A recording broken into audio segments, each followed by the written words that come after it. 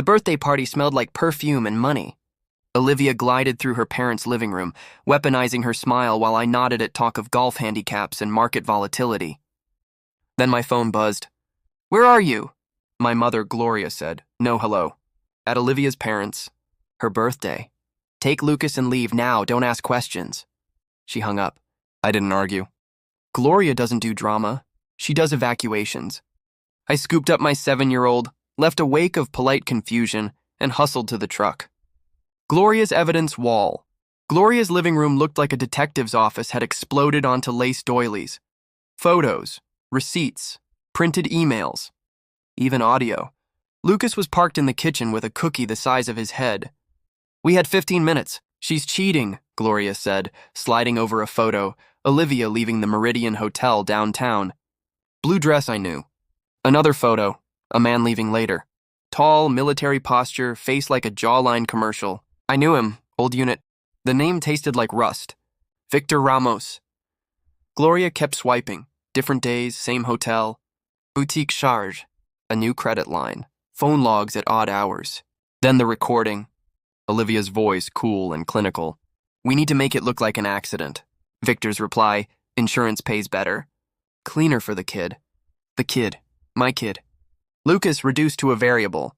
Another clip, Tuesday works. Home alone. Gas leak or home invasion. Quick, clean, tragic. "Yesterday," Gloria said. "They moved Tuesday." I stared at the paper sea. Photos, statements, emails coded as the project. A final message from Victor. "Good men don't pay bills. Dead husbands with life insurance do. Stay focused." "Mom," I said, "you built a federal case." "Good," she said. "So what now, police?" "No." The old cold slid back into my veins. "We flipped the script." Gloria didn't blink. "You'll need help." The old network. I called Marcus, a former teammate who could make phones sing. By Monday night, he had camera feeds on my block and live pings on Olivia's and Victor's phones. Legal? Let's call it ambiguous. Mrs. Patel, my retired engineer neighbor, produced a box of theatrically persuasive devices and a ceiling fan IOU. My cousin Aaron, a cop, arranged a 30-minute system test at dispatch Tuesday at 7 p.m. "You're insane," he texted. "Window granted. Don't make me regret it." I mapped entrances. Tested gear. Practiced my surprised face. The confession. Victor called like we were buddies. We met at a sports bar he'd clearly pre-scouted. He swaggered in at 6 on the dot, the same controlled grace I remembered from kickdoor days. Small talk, wings. Then, "I've been seeing someone you know," he said. "Your wife." "I know." A recalculation flickered behind his eyes. "How long have you been planning to kill me?" I asked, professional blank. "You're paranoid. Insurance, Tuesday, gas leak, home invasion. Pick one." We stared. "Walk away," I said. "Tell Olivia the deal's off," he laughed. I set the knife. "I have photos, recordings, bank statements, emails. My mother is very thorough. Your network will love hearing you've gotten sloppy." He left without answering, which told me everything. Tuesday. Olivia came home early with coffee and pastries, soft clothes, softer voice. "I want to fix this." She suggested a family trip. Somewhere beachy. Accidents happen on vacation. "Sounds great," I said, smiling like a man not prepping an ambush with a grandmother and a retired insurance investigator. By 6, Lucas was safe with Gloria. The feeds were live. The house was set. Olivia arrived at 6:45, calling my name with excellent 911 tape energy. At 7:15, Victor used the conveniently unlocked back door, flanked by 2 men who looked like they'd listed goon on LinkedIn. "Honey, I think someone's breaking in," Olivia cried on cue. "Probably," I said and pressed the first switch.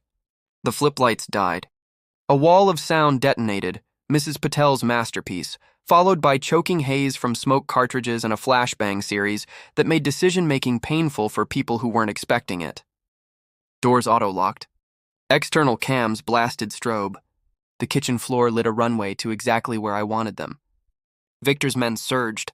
I redirected. One met a door jamb with his face. The other stumbled into a net drop, thank you, attic rigging, and discovered gravity the hard way. Victor pushed through, professional as ever, weapon out, senses overloaded. "Hands!" he shouted. Sure, I said and hit switch 2. A targeted concussive pop punched the air between us. Victor flinched. I didn't. A baton to the wrist. Weapon skittered. He swung, I ducked. Need a tile? Light strobed again. The house screamed. So did Olivia. Please, she gasped, mascara finally honest. We can talk. You had 8 years, I said, zip-tying a wrist. You picked spreadsheets and murder. You don't He made me. I laughed. You planned the payout. Ftir math. The official report read like a sleepy obituary. Tragic house fire. Faulty gas line. Contractors caught in secondary explosion. Heroic wife attempted rescue. Aaron's paperwork did what paperwork does, covered gray with beige. One goon died, one slipped into a coma. Victor lived with third-degree burns, a concussion, and the lesson that underestimating old ladies named Gloria is a career hazard. He vanished back into whatever shadow industry would still have him. Olivia didn't make it out. Dental records confirmed. Closed casket. The insurance company paid the neat, accidental story without a fight. What came before? The quiet setup. 2 years earlier, when Olivia first got perfect in that uncanny way, I felt the ground shift. New gym routines at weird hours. Face-down phone. Boutique charge. My paranoia, professional from years in combat and on job sites, filed every inconsistency. Lucas kept me human. Tuesday chocolate cereal. Bedtime dinosaur debates. The nightly promise I made to his ceiling fan. Papa Bear isn't going anywhere. So when Gloria called mid-party, take your son and go, I didn't question. Because she doesn't cry wolf. She hunts wolves.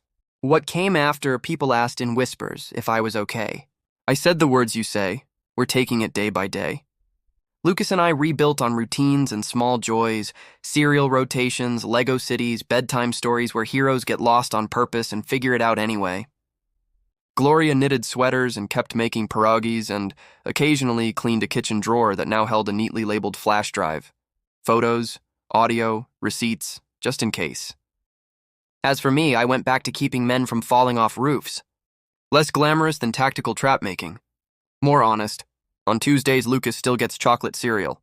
He still calls me Papa Bear, and when he laughs, the whole house feels safe.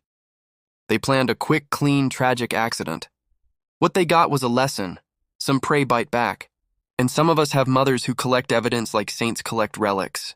Class dismissed.